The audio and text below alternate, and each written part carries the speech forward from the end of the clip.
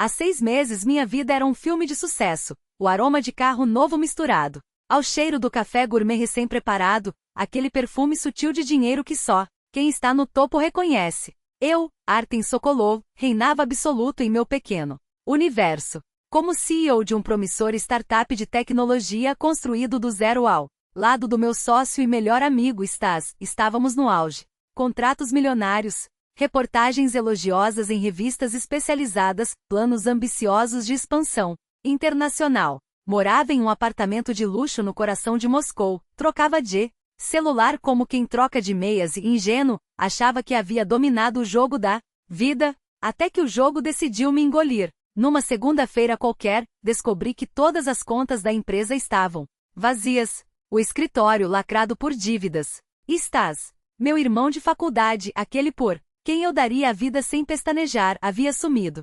Levou consigo cada centavo, a base de clientes e todos os nossos sonhos. O que deixou para trás? Uma montanha de dívidas com investidores implacáveis, bancos vorazes e certos empresários que resolviam pendências com métodos que a lei desconhecia. Meu império desabou. Em questão de horas, os elogios viraram ameaças. Os jantares em restaurantes estrelados deram lugar a pratos de pelmeni baratos numa kitchen na periferia, para onde fui parar depois de ser expulso do meu apartamento. O ar já não cheirava a prosperidade, mas a medo. Medo pegajoso que gruda na pele e não sai mais. Cada campainha soava como um aviso. Cada número desconhecido no celular, uma sentença. Até que numa noite escura, 2 homens educadamente brutais me lembraram entre sorrisos e socos na parede que o relógio estava correndo, e que os juros desse empréstimo forçado poderiam custar mais do que meu patrimônio. Foi ali no fundo do poço, garimpando vagas de emprego entre ofertas para entregador ou teleatendente que ele apareceu. Um anúncio perdido no meio do desespero. Não, era uma proposta, era um salva-vidas. Procura-se guardião florestal para reserva privada, região de Sukolski Voloda. Salário alto, isolamento total, contrato mínimo de 1 ano, experiência em floresta não obrigatória, prioridade para resistência psicológica e capacidade de suportar solidão prolongada. Solidão. Depois da facada de Stas, ela soava menos como castigo e mais como refúgio. E aquele salário? Não era uma solução, era uma segunda chance. Uma tábula rasa. Agarrei-me àquela oportunidade como um náufrago a um pedaço de madeira. A entrevista não foi num arranha-céu de vidro, mas numa saleta enfumaçada nos confins da cidade. Do outro lado da mesa, Andrei Petrovich Merkulov, 50 e poucos anos, mãos calejadas e um olhar que já tinha visto demais. Ele não queria saber de currículo. Queria saber se eu aguentaria.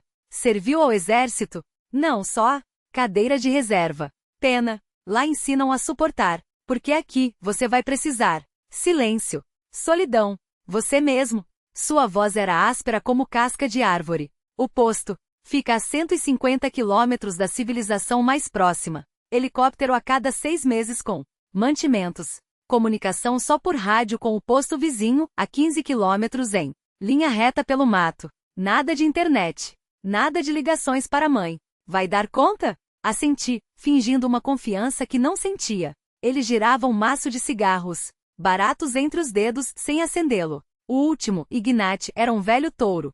70 anos, 30 deles aqui. De repente não aguentou mais. Foi embora sem nem arrumar as malas. Estranho, muito estranho. Seus olhos se fixaram nos meus. O lugar não pode ficar vazio. Senão, os caçadores ilegais tomam conta e os animais sofrem. Pago. Bem, mas exijo o mesmo em retorno. Se pirar em 1 mês, ninguém vem te buscar. Contrato é contrato. 1 ano. Ponto final. Topa? Um alarme soou na minha cabeça. Demasiada ênfase no isolamento. Uma saída repentina demais do antigo guardião. Mas as vozes dos meus credores gritavam mais alto. Topo, respondi firme. 1 semana depois, eu estava no banco de passageiro de um açurrado, sacolejando às 6 horas por estradas que iam se transformando em trilhas, depois, em nada. Ao volante, Pavel, um homem de poucos amigos e barba por fazer falta. Muito? Perguntei, só para quebrar o silêncio opressor. Ele cuspiu pela janela. Quase. Chegando. Você é da cidade, né? O Ignat não era assim. 30 anos eu o trazia. Aqui. 30? Não era homem de desistir. Dizia que na cidade morreria sufocado em uma semana. Sua voz baixou quase um rosnado. Tem coisa errada nessa história. O mato não perdoa distração. Fique esperto. Quando o carro parou à beira de um rio escuro e veloz, o ar me golpeou. Não era uma floresta. Era a taiga. Imensa, indiferente e eterna. Os pinheiros, grossos como colunas, sustentavam um céu cinza e baixo. O silêncio não era ausência de som, era uma presença física, um peso nos pulmões. À margem, uma cabana de troncos, enegrecidos pelo tempo, posto Sukolski meu novo endereço pelos próximos 12 meses. Pavel descarregou meus pertences, caixas de comida enlatada, equipamentos, rádio. Aqui está. A antena já tá pronta. Fale com Fyodor, do Posto Sul, a cada 3 dias. Ele é seu único contato. Se der merda, é ele ou ninguém. O motor rugiu e o uaz sumiu no verde espesso, deixando-me sozinho com a taiga, a cabana e seus segredos. E um nó no estômago que crescia a cada segundo. Respirei fundo e empurrei a porta rangente. Dentro, o cheiro de fumaça, pinho e solidão antiga. Tudo era rústico, funcional. Um fogão monumental, bancos de madeira bruta, uma mesa tosca com 2 tamboretes. Na parede oposta, uma cama com colchão deformado e cobertor de lã cinzenta. E sobre a mesa, um copo de estanho, com algo dentro. O detalhe final de uma partida que eu mal começara a entender. O copo de estanho continha um chá meio bebido, já coberto por uma película esverdeada de mofo. Na parede, pregado num prego enferrujado cravado na madeira, pendia um casaco impermeável desbotado com manchas de salitre nas bordas. No canto abandonado, um único sapato de borracha, como se seu dono tivesse desaparecido no meio do passo. Comecei a desempacotar minhas coisas, tentando imprimir naquele espaço estranho um pouco da minha própria existência. Organizei-os livros na prateleira de madeira lascada, coloquei minha caneca e meu prato sobre a mesa. Era preciso habitar aquele lugar, lançar raízes, ou ele me engoliria sem deixar rastros. À procura de um pano para limpar a poeira do tampo da mesa, puxei a única gaveta do velho escrivaninha, quase vazia. Alguns anzóis enferrujados, novelos de linha de pesca emaranhada, uma faca canivete com a lâmina manchada pelo tempo. E, debaixo daquele lixo inútil, uma caderno escolar de 48 folhas com capa de papelão desbotado e cantos amassados. Manchas escuras quase marrons como gotas de sangue seco salpicavam a capa. Afastei a ideia com um movimento brusco da cabeça. Letra trêmula e irregular, como se escrita por uma mão que mal obedecia ao dono, anunciava: Diário da Taiga. Sorri com amargura. Provavelmente o velho Ignatiu anotava ali suas observações rotineiras, quando os primeiros patos migraram, onde um urso deixou marcas nas árvores. Abri o caderno esperando encontrar algo do gênero, mas a primeira página me arrancou o chão debaixo dos pés. Nenhuma data, nenhuma anotação banal, apenas um título, riscado com tanta força que a tinta havia marcado o verso do papel. Primeira regra. Sentei-me no tamborete rangente, colocando o caderno sob a luz fraca da lamparina a querosene que acabará de acender. Aquilo não se parecia com um diário. Parecia um manual de sobrevivência deixado na água para o próximo náufrago. Primeiro, a caligrafia tremia, como se escrita em estado de febre. Faça a ronda do seu setor apenas à luz do dia. Ao primeiro sinal do crepúsculo, volte para o posto. Nunca, ouça bem, nunca, fique no mato após o pôr do sol. À noite, a floresta não é a mesma que de dia. Ela acorda, e você não quer ver o que ela é quando está desperta. Meu ceticismo ainda tentava resistir. Claro, regras básicas de segurança. No escuro, é fácil se perder, tropeçar num animal. Lógico. Virei a página. Um arrepio subiu pela minha espinha. Segundo, a letra agora parecia pressionada com desespero. Na extremidade norte do seu setor, depois do Riacho Negro, há um antigo Elanic pântano de turfa. Lá estão armadilhas de aço que meu avô instalou. Enferrujadas, antigas. Nunca se aproxime delas, mesmo que ouça um grito humano vindo de lá, especialmente se for o choro de uma mulher. Não é isca para animais, é isca para você. Minha razão começou a falhar. A boca secou. Aquilo não eram conselhos de um veterano da taiga. Era delírio?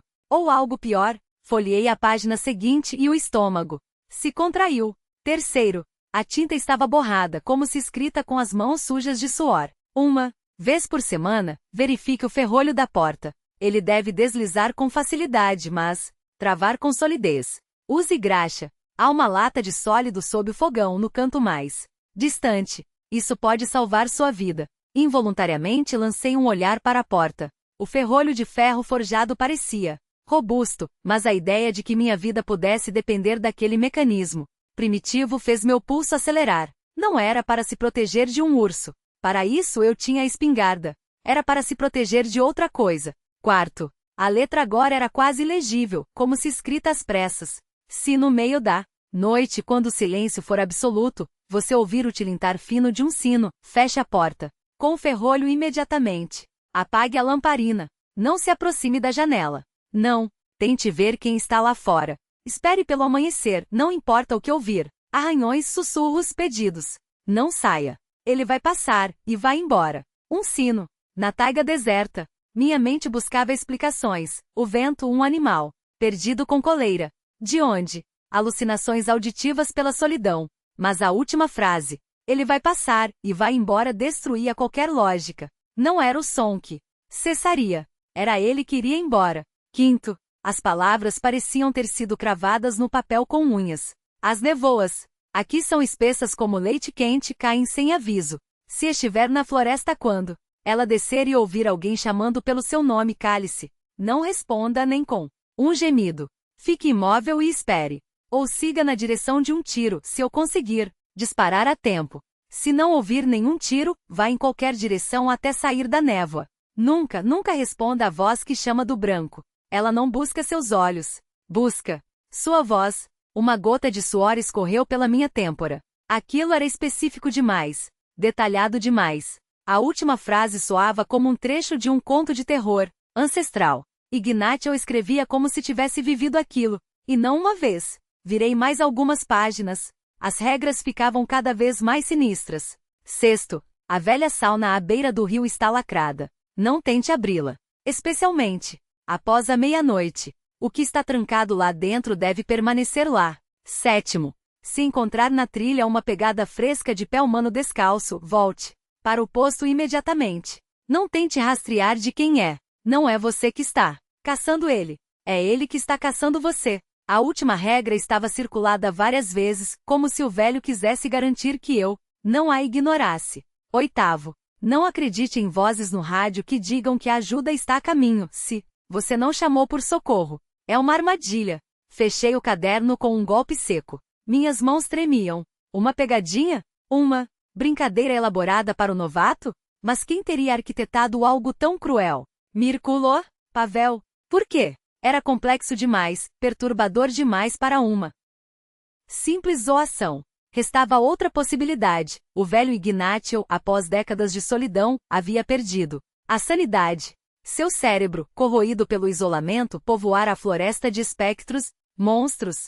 Era a explicação mais racional. Levantei-me e percorri a cabana em passos largos. Aproximei-me da porta, puxei-o ferrolho. Ele rangeu seco, mas cedeu. Ajoelhei-me e espreitei debaixo do fogão. Num canto mais remoto, coberta de poeira, havia uma pequena lata de metal. Abri-a. Dentro, uma graxa espessa, escura. Coincidência. Apenas uma coincidência. Saí para a varanda. O crepúsculo já engolia a taiga. O rio escurecera, transformado em uma faixa de tinta. A uns 100 metros dali, na beira da água, distingue-se uma construção torta. A sauna. Sua porta estava pregada com 2 tábuas cruzadas, como se selando algo que não deveria sair. Meu ceticismo desmoronou. Não era brincadeira. Não era loucura. Eu estava em um lugar onde vigoravam leis antigas e terríveis. Aquele caderno não era um diário. Era um aviso. Naquela noite, antes de deitar, não me limitei a fechar a porta com a tranca comum.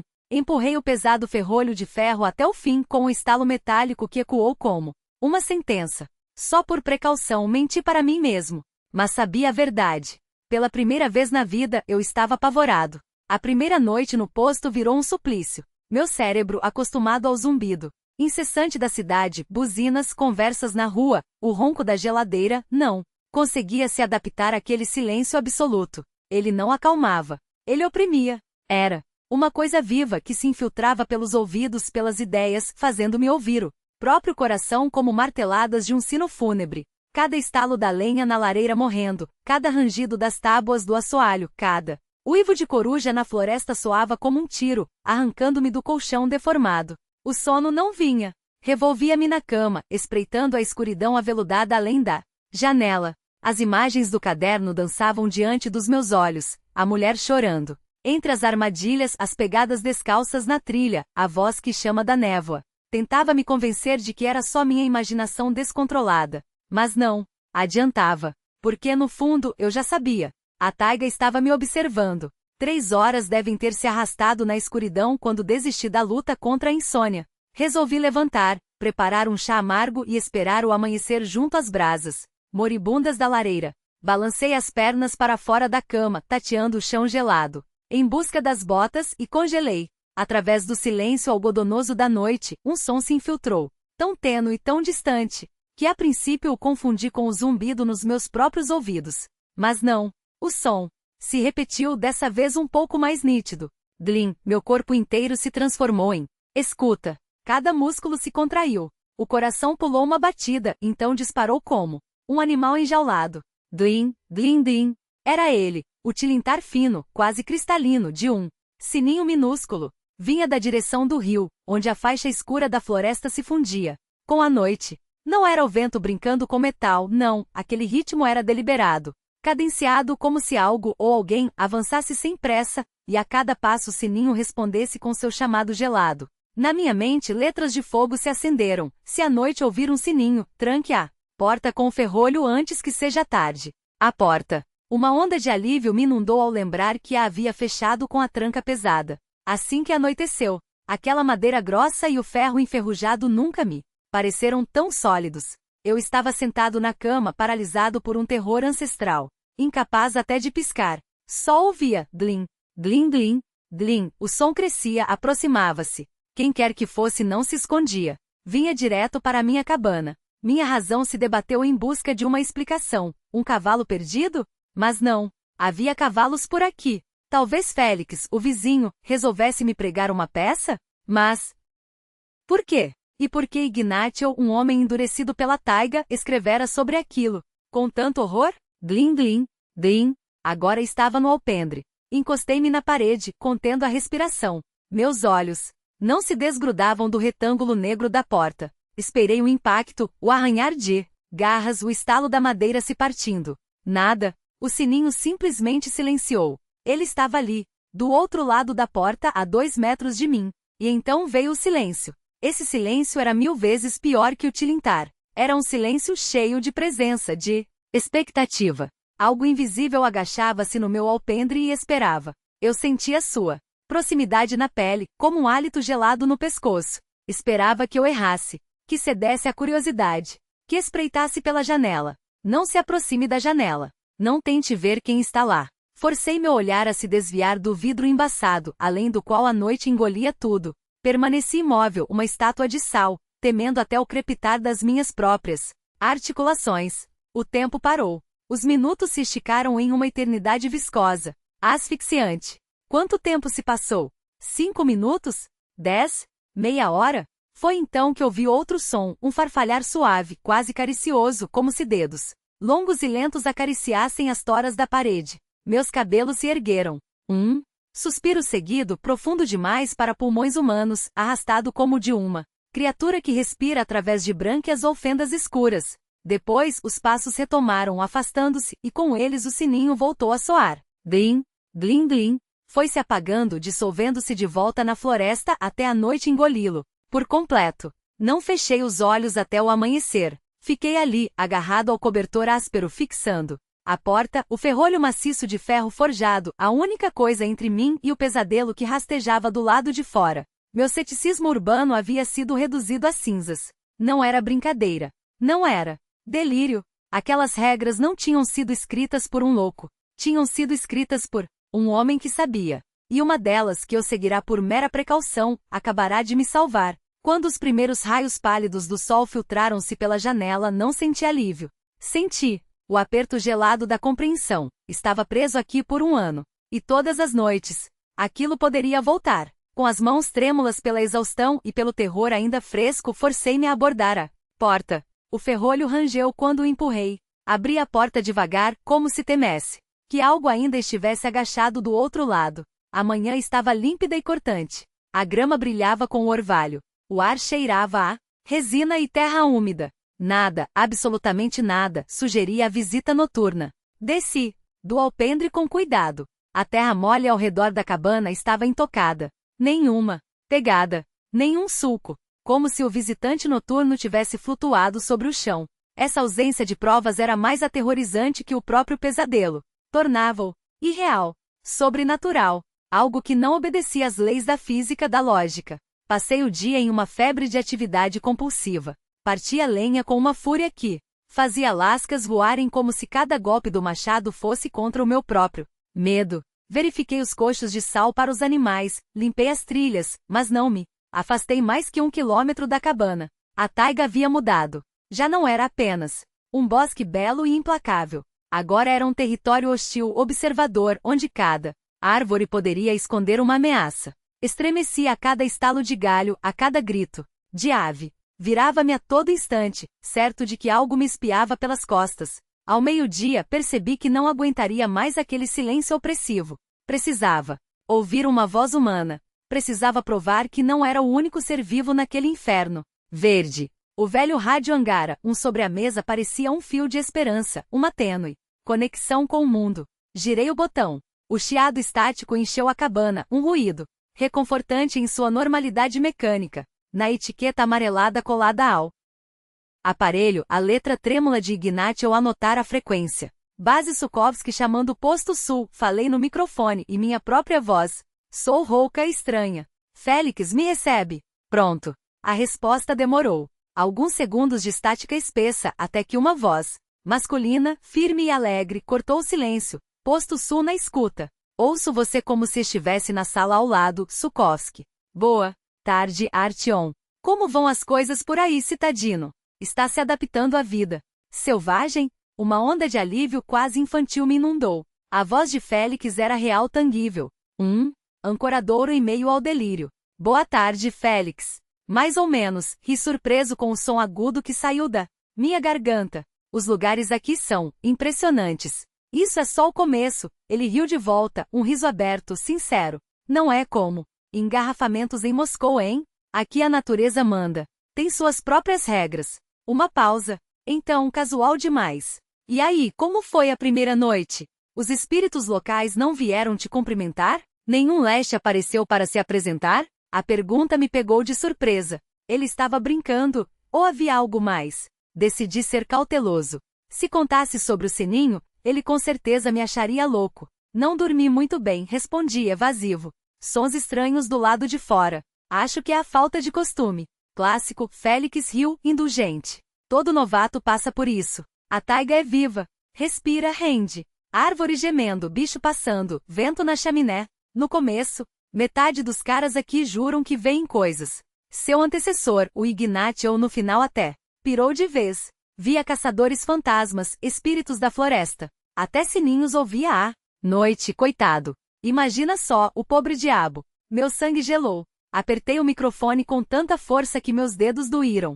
Sininhos. Ele sabia. É sério? Consegui dizer, forçando a voz a não tremer. Ele falava sobre isso? Ah, sim, Félix suspirou, o tom agora mais sério.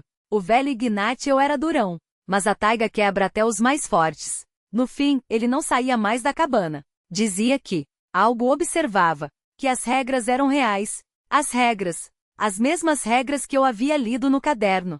Regras. Repetia a boca seca. Anotações que ele deixou para você. Uma pausa. O chiado do rádio parecia mais alto. Olha, Artyom, não sei o que você ouviu ontem. Mas se foi aquilo, não subestime. A taiga não perdoa descuidos. Meu coração batia tão forte que pensei que ele pudesse ouvir pelo rádio. Félix, o que é aquilo? Silêncio. Por um longo momento, só a estática. Então baixo, quase um murmúrio. Não sei. E você não quer saber. Nó da faca, levantei a tábua com um gemido surdo. Debaixo dela, escondido no vazio. Entre as vigas havia um cofre de metal enferrujado, do tamanho de uma caixa de ferramentas. Meus dedos tremiam enquanto eu limpava a poeira acumulada. Não havia fechadura, apenas um trinco pesado, que cedeu com um estalo seco quando O forcei. Dentro, entre papéis amarelados e um revólver oxidado, encontrei um caderno menor que o primeiro. Sua capa de couro estava rachada pelo tempo, mas as páginas, embora frágeis, resistiram quando as abri. A caligrafia era a mesma de Ignatius, porém, mais trêmula, como se escrita às pressas, em estado de pânico. No topo da primeira página, uma frase sublinhada 3 vezes. Eles não são animais. Eles não são espíritos. Eles são caçadores como nós, só que caçam algo diferente. Meu estômago revirou. As anotações que se seguiram eram um relatório meticuloso. Datas, horários, descrições de encontros. Ignatius havia documentado tudo. 23 de outubro, voz no nevoeiro, 5h47. Silhueta alta, ombros curvados. Não respirava. Repetiu meu nome 4 vezes antes de desaparecer. 3 de novembro, pegadas. Ao redor da cabana. Não de urso, não de humano. Dedos alongados, marcas de garras nas árvores. Cheiro de podridão doce como carne estragada com mel. 15 de dezembro. Encontraram o corpo de Vassili nos arredores do posto 7. Oficialmente, ataque de lobos. Mas os ferimentos não eram mordidas. Eram incisões precisas. As mãos suavam enquanto eu virava as páginas. Havia esboços, contornos de figuras que não deveriam existir, com proporções distorcidas, membros demasiado longos. Em uma das ilustrações, uma criatura agachada sobre um tronco com algo que parecia um colar de sinos pendurado no pescoço. Ao lado, uma anotação. Eles usam o som para nos encontrar. O metal os atrai. Nunca leve nada que faça barulho. Para o mato. De repente, um ruído seco atrás de mim. Girei tão rápido que a cadeira caiu. Nada. Só a cabana, suas sombras alongadas pelo sol da tarde filtrando pelas frestas das tábuas. Mas o ar havia mudado. Estava mais denso, como se carregado de uma presença invisível. O silêncio agora era errado. Não o silêncio do vazio, mas o de algo que prende a respiração. Foi então que notei o detalhe que me gelou a espinha. Na página aberta do caderno, ao lado do desenho da criatura com os sinos, alguém havia riscado recentemente uma data com tinta fresca. Hoje, o machado ainda tremia em minhas mãos quando consegui arrancar a tábua podre do assoalho. Debaixo dela, esculpido no tronco maciço que servia de base para a cabana, havia um recesso oculto. Dentro, embrulhado em um pano engordurado pelo tempo. Algo esperava. Meus dedos desajeitados desdobraram o tecido com um tremor que parecia ecoar no silêncio da floresta. O que encontrei lá dentro não era apenas um achado, era uma sentença. Primeiro, um caderninho de bolso, tão gasto quanto o diário da taiga, mas escrito com a mesma letra trêmula e apressada. Não eram mais regras de sobrevivência, e sim fragmentos de um desespero que se arrastava página após página. 12 de setembro. Encontrei um acampamento perto do Riacho Negro. Não é de animal. Alguém passou a noite ali. Cartuchos no chão. Não do meu calibre. A tinta manchava o papel como sangue seco. 15 de setembro. Pegadas na margem do rio. Duplas. Uma bota pesada. Tamanho 45, sola em estrela. A outra mais leve, arrastando algo pesado embrulhado em lona. Cada palavra era um golpe. 19 de setembro. Veio de novo à noite. Tocou o seu sino, checando se ainda estou aqui. Acha que durmo e não ouço nada. E então, a entrada que me fez segurar a respiração. 22 de setembro. Fiodor mente. Diz pelo rádio que está consertando o motor em seu posto. Mas ouvi sua voz em outra frequência, fraca, cortando o ar. Falava de mercadoria e travessia. Mencionou meu nome. Disse que o velho está se tornando um problema. Meus dedos congelaram na página seguinte. 25 de setembro. Ele sabe que eu sei. Hoje na névoa me chamou com a voz do meu irmão morto. Quase respondi besta. E finalmente a última anotação, escrita com uma pressa que parecia gritar do papel. 27 de setembro. Norte. Armadilhas dos antigos. Minha última chance. Se não voltar do norte, a culpa é só dele. Fiodor. O nome queimava minha garganta. Fiodor, o vizinho sorridente que me contava histórias de leste à luz do fogo. Fiodor, cujo riso ecoava como um sino falso toda vez que eu mencionava os medos da floresta. As suspeitas que nasceram como sementes de dúvida agora floresciam em certeza venenosa. Ele não apenas escondia algo. Ele era o algo. O homem do sino noturno. A voz no nevoeiro. A sombra que se arrastava além das árvores, esperando que eu tropeçasse no próprio medo. Ao lado do caderno, uma mão cheia de estojos de balas usados pesados de latão. Escurecido. Comparei com os meus, de calibre menor. Não havia comparação possível. Aqueles eram de uma arma muito mais poderosa, letal. No fundo de cada um, gravado em metal frio, 7,62x54. O calibre de um fuzil de guerra. E então, a peça final do quebra-cabeça, uma fotografia desbotada dobrada pelo tempo. 2 homens abraçados diante desta mesma cabana. Um era Ignatius jovem, sorridente, com os olhos ainda livres do peso que suas anotações revelariam. O outro, um homem robusto, de barba espessa e um brilho astuto nos olhos que mesmo na imagem pareciam me observar com divertimento cruel. Virei a foto. No verso, letras desmaiadas, Ignati e Fiodor. Início do trabalho conjunto. Posto Sujovski. Há 10 anos. Sentei-me no chão de madeira gasta, cercado por provas que não deixavam espaço para dúvidas. Eles haviam sido parceiros. 10 anos lado a lado nesta solidão verde. Até que algo ruíra. Mercadoria. Travessia. Palavras que cheiravam a contrabando, a caça ilegal em escala industrial. Ignatius tentará sair. Ou pior, tentará denunciar. Fiodor resolvera o problema, como se desfaz de um animal ferido na armadilha. Tudo fazia sentido agora. A partida repentina de Ignatius mencionada por Merkulov. As mentiras de Fiodor Paratsi. O sino não era um aviso dos espíritos da floresta, era seu sistema de alerta. Uma maneira de checar se eu estava em casa, se ainda acreditava nas fábulas que ele mesmo espalhava. A voz na névoa não era um fantasma, mas uma isca. Um teste para ver se eu sairia correndo, desorientado, fácil de ser abatido como um alce desavisado. Minha investigação não gerara novas perguntas.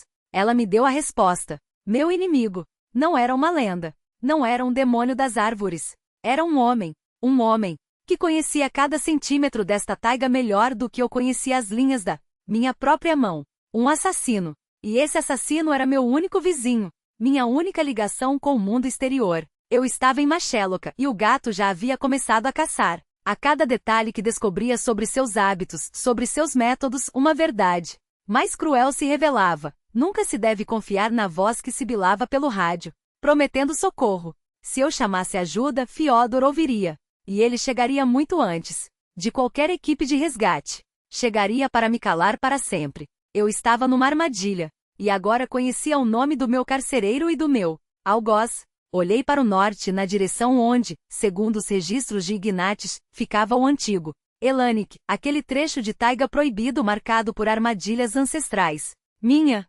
última chance, havia escrito ele. Entendi que teria de quebrar a regra mais sagrada, a primeira e mais importante que li nos seus cadernos. Porque agora ela também era a minha última chance. Respostas, salvação ou morte. Tudo estava lá, ao norte. A decisão estava tomada. Ficar na cabana, esperando que Fiodor resolvesse que eu me tornará um problema grande demais, era o mesmo que assinar minha própria sentença. Depois da nossa última conversa, eu sabia que meu tempo estava se esgotando. Ele percebera que eu desconfiava. Em breve viria. Não com sinos nem com vozes no nevoeiro. Veria com carabina. Naquela noite não dormi. Preparei-me. O medo não desaparecera, mas agora era diferente, frio, cristalino, mobilizador. Transformará-se em instinto de sobrevivência. Eu já não era presa. Agora, eu era o caçador. Arrumei a mochila.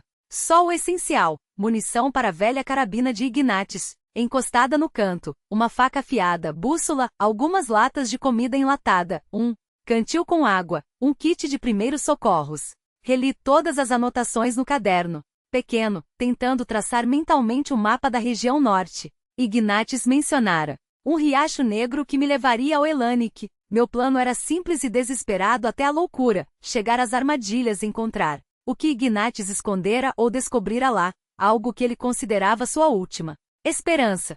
Se desse certo, usaria aquilo contra Fiodor. Depois, romperia para o sul, contornando o território dele em direção ao próximo posto de vigilância, aquele que Merkulov mencionara em seus relatos. Eram dezenas, talvez centenas de quilômetros pela taiga selvagem, mas era a única rota para a salvação. Ao amanhecer, quando os primeiros raios cinzentos mal conseguiram furar a densa copa das árvores, deixei a cabana. Sobre a mesa, uma lâmpada de querosene ainda Queimava com um pavio fraco e o rádio permanecia ligado, sintonizado em modo de recepção. Era para ganhar tempo, criar a ilusão de que eu ainda estava lá. Segui para o norte, rápido e em silêncio, pisando sobre musgo e agulhas secas. A proibição de se aproximar das armadilhas ao norte já não soava como um tabu místico, mas como um aviso sóbrio, perigo à frente. Ignatius não queria que ninguém, por acidente, caísse naquela armadilha, mas ele mesmo foi até lá. Logo valia a pena. A floresta era outra agora. Não via nela magia hostil, mas abrigos, pontos vulneráveis, rastros na terra úmida. Eu me tornava parte daquele lugar. Depois de 2 horas de marcha ininterrupta, guiando-me pela bússola, cheguei a um riacho de águas escuras e geladas. Devia ser por isso que o chamavam de negro. Subi pela correnteza. A paisagem ficava cada vez mais selvagem, tomada por árvores caídas e vegetação densa. Sentia que ali só haviam passado animais e talvez Ignatius. Finalmente a floresta se abriu. Eu estava à beira de uma clareira vasta e pantanosa, coberta por gramíneas secas e árvores raquíticas. O Elanic. O lugar exalava algo sinistro. Um silêncio opressivo pairava sobre ele, como se o próprio ar fosse pesado demais para se mover. Tirei da mochila um velho binóculo que encontrara na cabana e comecei a examinar a clareira com cuidado. Foi então que as vi, e o sangue gelou nas minhas veias. Não eram armadilhas comuns para martas ou doninhas. Em vários pontos a grama estava achatada, e abaixo dela se escondiam covas de lobo, disfarçadas com galhos e terra. De uma sobressaía a ponta afiada de uma estaca. Entre 2 bétulas velhas, uma fina arame de aço estava esticado na altura dos tornozelos, quase invisível. Segui-o com o olhar até um mecanismo oculto entre os ramos. Aquilo não eram samolous. Eram armadilhas para humanos.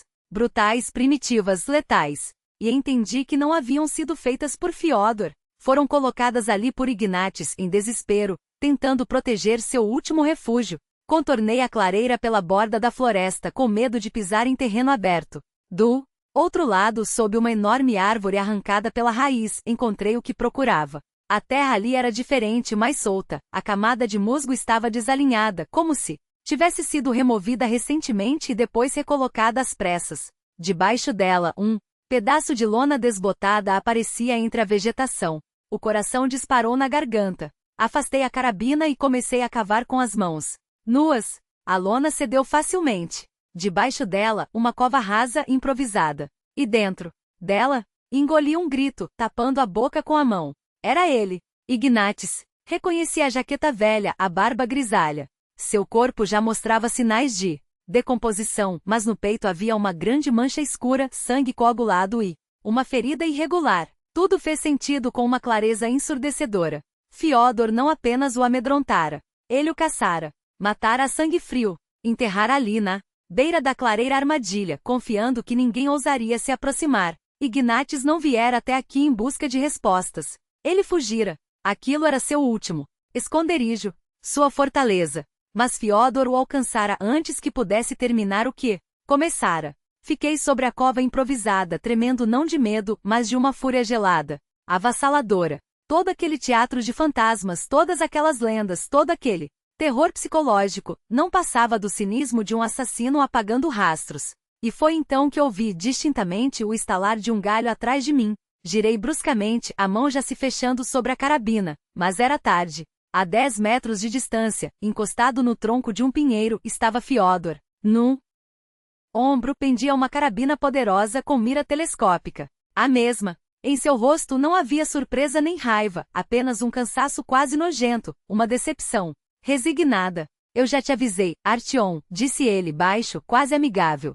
E aquele tom tranquilo era mais aterrador que qualquer grito. Não meta o nariz onde não é chamado. Mas eu viera. Teimoso. Exatamente como aquele velho idiota. Ele fez um gesto com a cabeça na direção da cova. Num instante, o mundo se reduziu àquela clareira, ao homem com a arma e ao cadáver atrás de mim. O medo e a fúria deram lugar a uma calma cortante, metálica. A adrenalina inundou minhas veias, aguçando cada sentido ao limite. Não havia para onde correr. A clareira à minha frente era uma armadilha mortal. Fyodor bloqueava a única saída segura. Ele tinha uma arma superior com mira de precisão. Eu, uma carabina velha e pesada às minhas costas que não alcançaria a tempo. Não tinha chances. Foi você quem o matou? Perguntei. A voz não tremeu. Não era uma pergunta. Era uma constatação. Ele mesmo teve culpa. Fiodor deu de ombros, sem tirar de mim aquele olhar penetrante dos olhos claros. Nós trabalhamos aqui 10 anos, quietos, em paz. Eu no meu ofício, ele no dele. Ninguém atrapalhava ninguém. Peles, animais raros para colecionadores privados. Chifres, negócios, entende? O dinheiro era bom. Muito bom. Até que ele envelheceu e a consciência começou a incomodar. Passou a fazer anotações, juntar provas. Ameaçou contar tudo a Merkulov. Tive que acalmá-lo para sempre. Falava da morte de um homem com quem trabalhou. Uma década, como se estivesse descrevendo o abate de um cachorro raivoso. Pragmático. Sem um pingo de remorso. E o sino? A voz no nevoeiro, todo aquele teatro foi obra sua? Perguntei, deslizando 1 centímetro para a direita, em direção aos arbustos densos. Precisava ganhar terreno. Precisava de um esconderijo, respondeu secamente. Um teatro, sim. Acrescentou com um sorriso irônico. Muito eficiente, aliás, para gente como você. Urbanoides que engolem qualquer lorota. Passam semanas apavorados, fogem de cabeça baixa e não abrem a boca para não passarem por loucos. É mais limpo do que cavar uma nova cova a cada erro.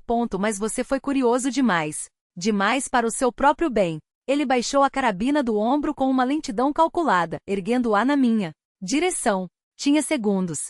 Talvez menos. Acha que eu não sabia dessas armadilhas? Gritei, tentando ganhar mais um instante, forçá-lo a hesitar. Essas? Cuspiu com desdém, varrendo a clareira com o olhar. Brinquedo de criança. Ignatio perdeu o juízo nos últimos dias, espalhou essas tralhas por aí. As minhas você nem veria. Foi então que fiz a única coisa que me restava. Não me estiquei para pegar minha carabina. Joguei-me de lado, mergulhando nos espinhos do zimbro, no mesmo instante em que o estampido rasgou o ar. A bala uivou sobre minha cabeça, estraçalhando a casca de um pinheiro centenário atrás de mim.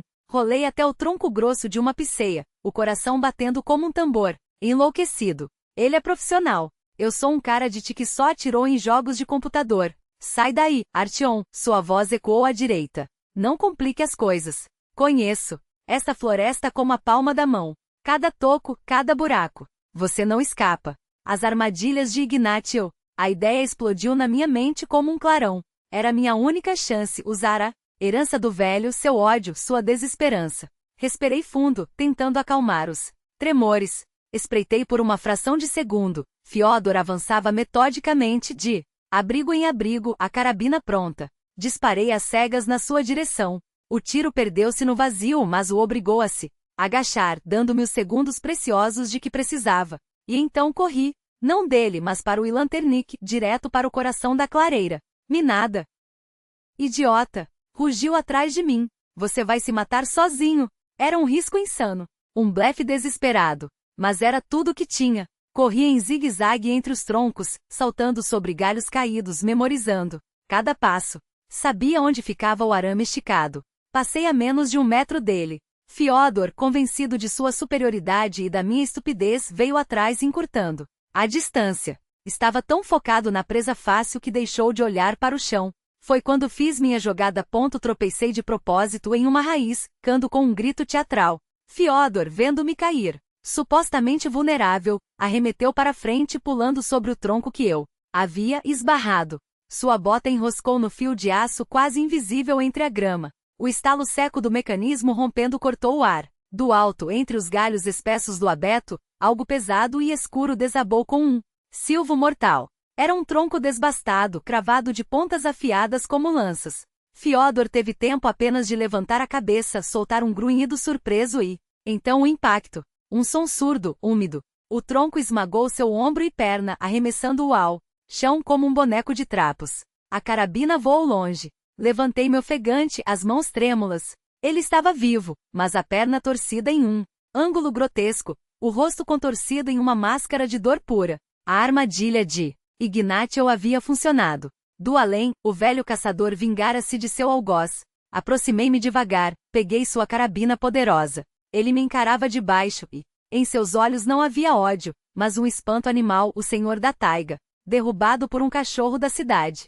Como? Arfou a voz grossa de sangue e incredulidade. Isso, respondi baixinho, é de Ignatio. Tomei sua rádio, as munições, a faca. Deixá-lo ali para morrer de hemorragia ou ser devorado por lobos? Não, não era isso que eu havia me tornado. Amarrei um torniquete com seu próprio cinto na perna estilhaçada para estancar o sangue e o deixei onde estava. Peguei as 2 carabinas e voltei para a cabana. Caminho longo demais, mas os passos já não tremiam. A floresta silenciosa não era mais hostil. Respirava aliviada como se a taiga finalmente tivesse expelido seu parasita. Ao chegar, desabei na bancada. O corpo doía, mas a mente estava cristalina, eletrizada. Sobrevivi. Venci. Liguei a rádio de Fyodor, sintonizando a frequência de Merkulov. Sem rodeios, sem drama. Merkulov, aqui é Sokolov. Urgente. Incidentes graves no meu setor. Encontrei o corpo do Eger anterior, Ignatiy Stepanovich. Assassinado. O suspeito é Fyodorov, do Posto Sul. Está detido. Ferido, mas vivo. Parece ser o líder de uma rede de caça ilegal, em larga escala. Coordenadas exatas, transmiti a localização do Ilanternik. Do outro lado, um silêncio atordoado, quebrado apenas pelo chiado do rádio. Sokolov, você tem certeza? A voz de Merkulov soava abalada. Absoluta. Enviem um helicóptero. E a polícia? A situação é crítica. A espera foi longa. Sentei-me na cabana folheando o diário de Ignatiy.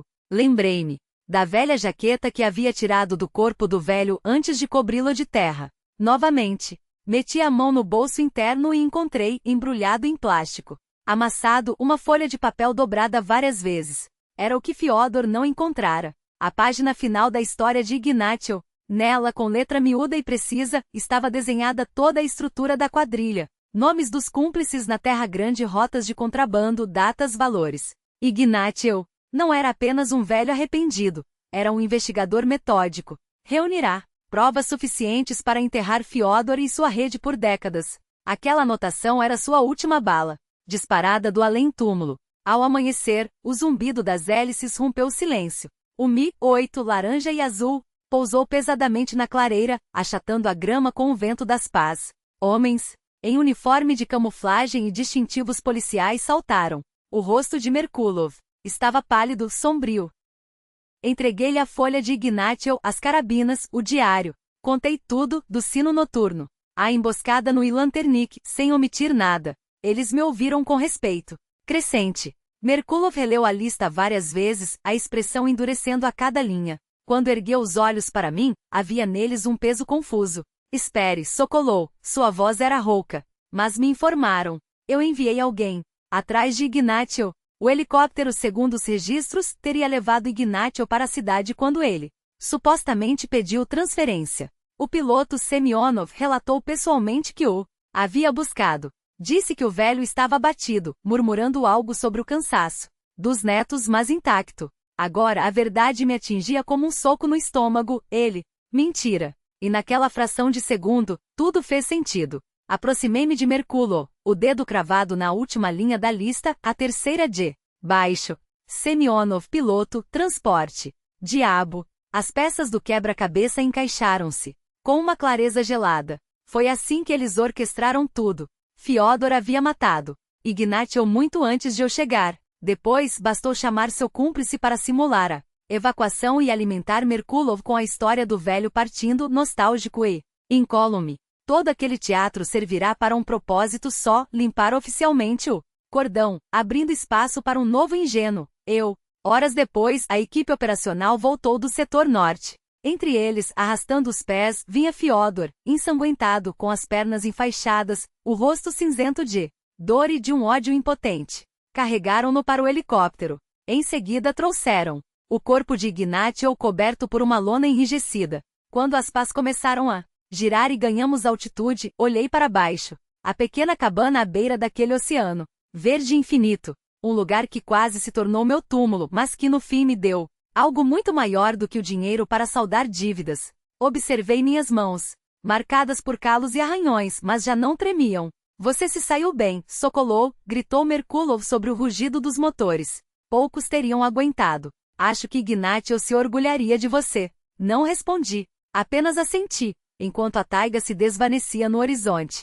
Meu contrato terminou antes mesmo de começar de fato. Recebi não só o valor combinado, mas uma bonificação substancial pela colaboração. O suficiente para liquidar todas as dívidas e recomeçar do zero. A quadrilha de Fyodor foi desmantelada. Até o último homem. A lista de Ignatiev virou a peça-chave da investigação. Voltei a Moscou, mas era uma cidade diferente. Ou talvez fosse eu quem havia mudado. O burburinho das avenidas já não soava como a trilha sonora da vida e o concreto não me parecia mais o único habitat possível. Às vezes, ao adormecer em meu novo apartamento silencioso, ainda ouço o vento nas copas das coníferas centenárias. Mas a solidão já não me assusta. Aprendi a escutá-la. E hoje sei uma coisa com certeza: o monstro mais terrível não é aquele que se esconde na névoa, sacudindo um guizo. É aquele que tem rosto humano, que fala com você olhando nos olhos e chama você de amigo.